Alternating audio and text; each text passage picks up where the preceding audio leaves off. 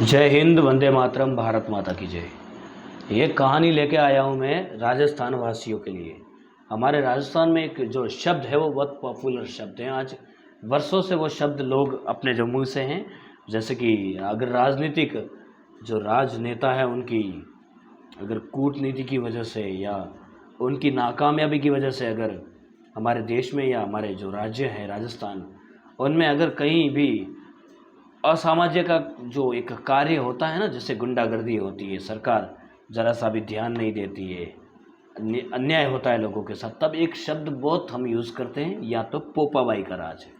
अभी ये कहानी लेके आया हूँ मैं हिस्ट्री ऑफ राजस्थान। मैं आज हिस्ट्री ऑफ राजस्थान पढ़ रहा था, उसमें ये कहानी साफ साफ लिखी है कि जो ये पोपाबाई का राज है इसकी अगर सच्चाई क्या है। तो ये सच्चाई मैंने हिस्ट्री ऑफ राजस्थान से निकाली, आप चाहो तो पढ़ सकते हैं। फिर मैंने सोचा कि इस वीडियो बना के इसके माध्यम से मैं जो है लोगों को एक संदेश देना चाहता हूँ कि भाई इसके पीछे की सच्चाई ये है। तो सच्चाई की अगर बात करें तो जो मारवाड़ का जो जालोर है, जालोर पे जो एक शासन करते थे दो जो पराक्रमी जिसे वीर योद्धा कहते हैं, कानरदे चौहान और वीरमदे चौहान। वो मतलब बहुत पराक्रमी शौर्यवान योद्धा थे। तो जब अलाउद्दीन खिलजी ने जालोर पर चढ़ाई की, जालोर को पाने की कोशिश की, तो 6 महीने तक, हिस्ट्री ये कहती है कि 6 महीने तक अलाउद्दीन खिलजी ने जालोर पे कब्जा करने की कोशिश की, पर वो कभी कामयाब नहीं हुआ। 6 महीने तक उसने डेरा डाल के रखा। वो हर बार उसको असफलता का ही मुंह देखना पड़ता था, वो कभी कामयाब नहीं हुआ। और जो वीरमदे चौहान थे वो वीर गति को लड़ते लड़ते प्राप्त हो गए, और जो कानरदे चौहान थे वो भी वीर गति को लड़ते लड़ते प्राप्त हो गए। और उनका तो हिस्ट्री तो ये कहती है कि उनका जो शीर्ष कट गया था और उनका धड़ लड़ रहा था, दुश्मनों को मौत के घाट उतार रहा था। ये है राजपूतों की एक शौर्यवान। इस भूमि राजस्थान से हम भी आते हैं। तो वैसे इस कहानी पे जाते हैं। और जो अलाउद्दीन खिलजी की जो बेटी थी उनका नाम था फिरोजा। वो कानरदे चौहान से बहुत प्यार करती थी, जैसे जिसे प्रेम कहते हैं, सच्चा प्रेम। वो उसने कसम खा ली थी ज़िंदगी में कि मुझे शादी करूंगी तो मैं जीवन जो बिताऊंगी तो कानरदे चौहान के साथ, या मैं जो है अपनी जान दे दूंगी। वो जीना ही नहीं चाहती थी कानरदे चौहान के बिना। पर वो भी राजपूत थे। अब वो तो दुश्मन की बेटी से तो शादी नहीं कर सकते, भरोसा नहीं कर सकते उन पे। पर हाँ, एक बात है कि जो फिरोजा का जो प्यार था ना, जो प्रेम, वो सच्चा था। ये आजकल वाला नहीं है ना। माफ़ी चाहता हूँ। फिर ठीक है, इसके बारे में कभी विस्तार से बात करेंगे आराम से। इसको भी कभी देखेंगे अगर वक्त मिला तो। खैर, आज बात करते हैं पोपाबाई की। फिर 1886, हाँ 1886 की बात है। तब जालोर पे शासन था विशलदेव चौहान का। विशलदेव चौहान भी एक पराक्रमी और एक शौर्यवान, एक वीर योद्धा थे। और जो उस समय की जो राजस्थान की, मारवाड़ की जो राजधानी थी वो थी मंडोर। हाँ, जो रावण की पत्नी मंडोदरी थी ना, उनका ही शहर जिसे आज मंडोर कहते हैं। उस समय जोधपुर नहीं था, जोधपुर उस समय नहीं था। हाँ, बिल्कुल नहीं था। फिर वहाँ के जो राजा थे मारवाड़ के, मंडोर के, वो थे राव चुंडा। राव चुंडा के 5 बेटे थे, उनकी एक पुत्री भी थी, और उनके एक बेटे थे जिनका नाम था रणमल। अब रणमल ने तो बहुत बार चढ़ाई की जालोर पे, पर वो भी जालोर को कभी नहीं जीत पाए। मैंने कहा ना कि जालोर को जीतना इतना आसान नहीं था। तो वो कितनी बार भी उन्होंने जालोर को जीतने की कोशिश की, इतनी लड़ाइयाँ लड़ी, युद्ध किए, पर वो कभी कामयाब नहीं हुआ। सफलता का मुंह उन लोगों को भी देखना पड़ा था। फिर जो राव चुंडा है, उन्होंने एक योजना बनाई, अपने मंत्रियों को बुलाया और अपने बेटों को भी बुलाया, रणमल को भी बुलाया कि भाई ये जो जालोर हैं, उनकी एक कूटनीति थी कि वो जो जालोर है ना, उससे जो अपने राज्य के साथ उसका प्रलय करना चाहते थे, मतलब उस राज्य के साथ उसका मिलाप करना चाहते थे।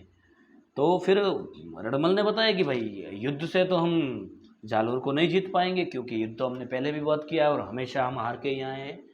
क्योंकि वहाँ के जो राजा है विशलदेव चौहान, वो बहुत ही अब वो बुद्धिमान और ख़तरनाक योद्धा है, उनसे लड़ना तो हमारे बस की बात है नहीं। हमने कोशिशें की पर फिर भी हमें कामयाब नहीं हुए। फिर जो राव चुंडा है उन्होंने एक योजना बनाई कि भाई ये अ, जो राव हाँ, राव चुंडा की जो एक बेटी थी रणमल की बहन, उनकी जो है सगाई की जो एक योजना बनाई। वैसे ये सच्चाई नहीं है कि भाई उनकी सगाई हो गई थी, अगर कहीं मिल जाए तो बात सही है, पर ये सच्चाई नहीं है। फिर उन्होंने योजना बनाई और राज्य में सारे मंत्रियों को इकट्ठा किया कि भाई जालोर को तब कैसे भी करके जीतना है, अब धोखे से जीतो या लड़ाई से जीतो, हमें तो बस जालोर का विलय करना। उसकी कूटनीति थी, उनकी कूटनीति थी, वो यही चाहते थे कि भाई जालोर का जो है विलय हमारे जो है मंडोर के साथ हो जाए, मारवाड़ के साथ।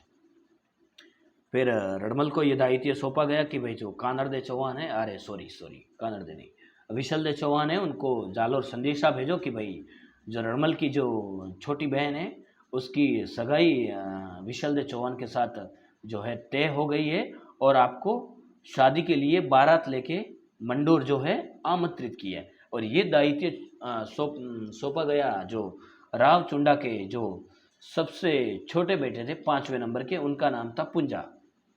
पुंजा को ये दायित्व सौंपा गया कि भाई विशलदेव चौहान जब बारात लेके आएंगे तो उन्हें घात करके मारना है, ये काम तुम्हें करना है। तो पुंजा ने बोला ठीक है, ये काम मैं करूँगा। पुंजा भी एक ताकतवर योद्धा था, उसने भी बहुत लड़ाइयाँ लड़ी थी और हमेशा बहुत सारी ऐसी लड़ाइयों में वो जीत के ही आता था। फिर विशलदेव चौहान के पास सदेशावाग गया तो विशलदेव चौहान ने उसको आमंत्रित किया और जाने के लिए उसको जो है हाँ बोल दी कि भाई ठीक है, मैं आता हूँ बारात लेके। अगर हमारे संबंध ऐसे हैं, दुश्मनी है इतनी सालों की, और अगर हमारे बीच में अच्छे संबंध बन रहे तो भाई वो लोग बनाना चाहते हैं तो मुझे कोई दिक्कत नहीं है, क्योंकि वो तो मारवाड़ के राजा है भाई, मुझे क्या परेशानी, मैं ज़रूर आऊँगा। फिर उन्होंने जो है बारात की तैयारी की और निकल गए वो मंडोर की ओर। 15-20 सैनिक, अभी उनको तो उसके मन में तो ऐसा था नहीं, विशलदेव चौहान के मन में, कि भाई हमारे साथ कपट होगा, धोखा होगा या ऐसी कोई बात हो गई। अपने 15-20 सैनिकों को लेके वो रवाना हो गए मंडोर की तरफ। उस समय जोधपुर नहीं था, मंडोर की तरफ रवाना हो गए। तो उनके स्वागत में पुंजा खड़े थे वहाँ बहुत सारे सैनिकों को लेके। तो जब विशलदेव चौहान जब मंडोर में जब उनका आगमन हुआ तो जो पुंजा थे उन्होंने उनको ऐसे गले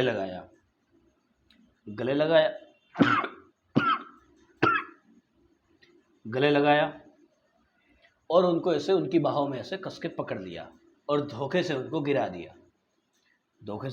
तो विशलदेव चौहान के मन में तो अब ये शंका तो हो गई कि मेरे साथ आज धोखा हुआ है।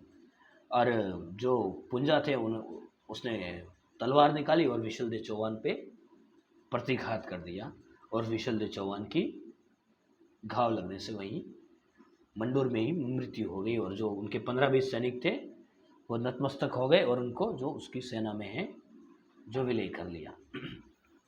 जब ये खबर पहुंची जालोर, तब जालोर की जो महारानी थी विशलदेव चौहान की, जो बड़ी पत्नी थी, वरिष्ठ पत्नी जिसे कहते हैं, उनका नाम था रानी पोपाबाई।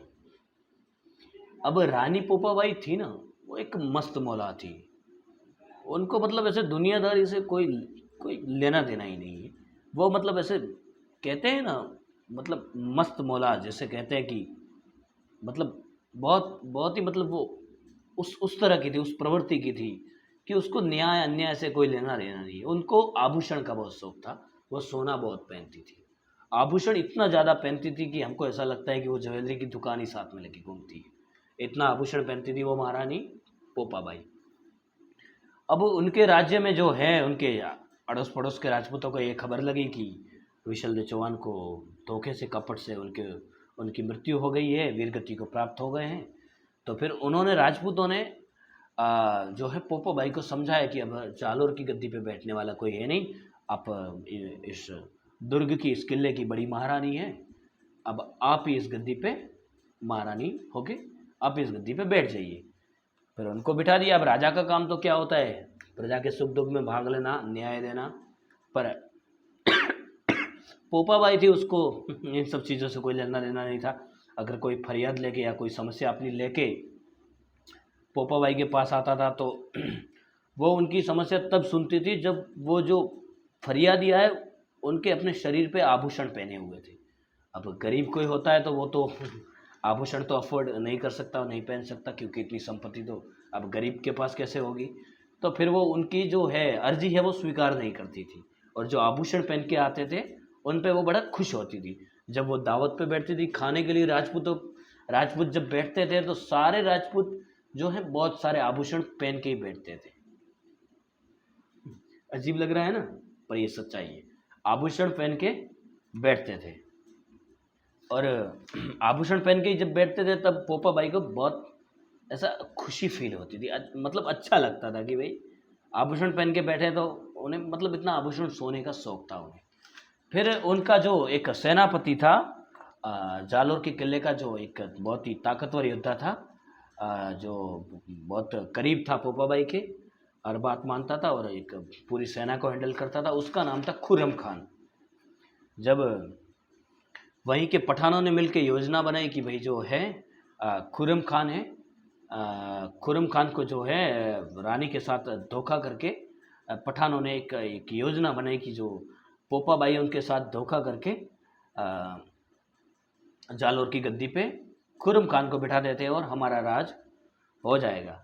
फिर ये बात जब पोपाबाई को पता चली तो उनसे तो ये बर्दाश्त नहीं हुआ। फिर उन्होंने एक योजना बनाई और राजपूतों को इकट्ठा किया और एक प्लान बनाया, हमारी भाषा में प्लान बना के सबको ये बताया कि भाई जो ये पठान है, इन पठान को मरवाना है, पठान को युद्ध करके पठान को मारो। जब ये पठान को मारने वाली बात लीक हो गई, कहीं ना कहीं से कहते हैं ना फॉरवर्ड हो गई, लीक हो गई, ये बात लीक हो गई और ये बात पहुंच गई खुर्रम खान तक। अब खुर्रम खान से ये बर्दाश्त नहीं हुआ। फिर खुर्रम खान ने जो आदेश दिया कि भाई अब जो है इस किले को तो जीतना ही है, और ये बात पोपाबाई को पता चल गई कि अब मेरा यहाँ रहना, ये बात तो इनको पता चल गई है, अब मैं लड़ाई नहीं करवा सकती, अब मेरा यहाँ रहना ठीक नहीं। फिर उन लोगों ने राजपूतों ने पठानों ने मिलके समझौता किया कि भाई जो है अब बात छोड़ो और जो महारानी उनको महारानी रहने दिया जाए, इनका अधिकार इस किले पे। और फिर जो है समझौता हो गया।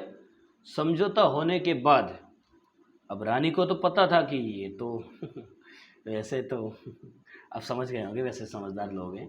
फिर उन्होंने कहा कि भाई ऐसे लोगों पे तो जो दाढ़ी वाले, उन पे ज़्यादा भरोसा नहीं करना चाहिए, वो कभी भी मौत के घाट उतार सकते हैं। वो गद्दारी करने में जो दाढ़ी वाले मुल्ले होते हैं वो कुछ सोचते नहीं, वो गद्दारी करना उनका पेशा है। गद्दारी वो आज मतलब बरसों से गद्दारी करते ही आए हैं और यही करेंगे वो लोग। खैर उन लोगों पे अब नहीं जाना, जो है बात अपनी बात है जो कंटिन्यू करते हैं। फिर रानी पोपाबाई के जो बच्चे थे वो इतने ज़्यादा मतलब ऐसे नहीं थे कि भाई भविष्य में आगे होके कुछ कर पाए, मतलब वो भी ऐसे पोपाबाई की तरह रंगीन मिजाजी थे। फिर ये कहानी जो है पोपाबाई ने अब फिर निश्चित किया कि भाई अब मेरा यहाँ रहना तो खतरे से खाली नहीं है। फिर उन्होंने एक रात देखी, आधी रात का मंजर ख़त्म हो गया था और आधी रात में पोपाबाई ने जालोर के किला है जो जालोर के किले को छोड़ दिया और वो चली गई आबू माउंट की जो पहाड़ियाँ हैं आबू रोड की, वो पहाड़ियों में वहाँ रहने लगी, पहाड़ियों में रहने लगी। फिर जो है किला तो था अब वो खुर्रम खान का हो गया था, पहाड़ियों में वो रहने लगी। फिर वो उसके बाद पहाड़ियों में बहुत टाइम उधर उधर भटकते रहने, किसी ने उसको शरण दिया, कई रही। उसके बाद वो चली गई ईडर। अब ईडर के राजा थे रणमल राठौड़ थे, जो कि एक राठौड़ परिवार से आते थे, और जो है पोपाबाई थी वो भी एक राजपूत राजघराने से आती थी, राजपूत थी। तो रणमल ने उनको पोपाबाई को शरण दे दी और उनको दहेज में शरण दी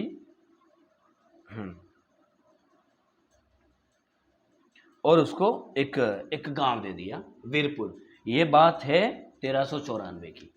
अब वीरपुर दे दिया, 1394 की बात है। उसके बाद जो है अपने जो आगे बढ़ते गए और ये कहानी अब हम यहीं से ही ख़त्म कर सकते हैं।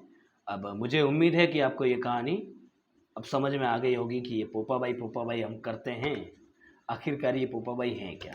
मैं उम्मीद करता हूँ आप सबको ये कहानी समझ में आ गई होगी। जय हिंद, वंदे मातरम, भारत माता की जय।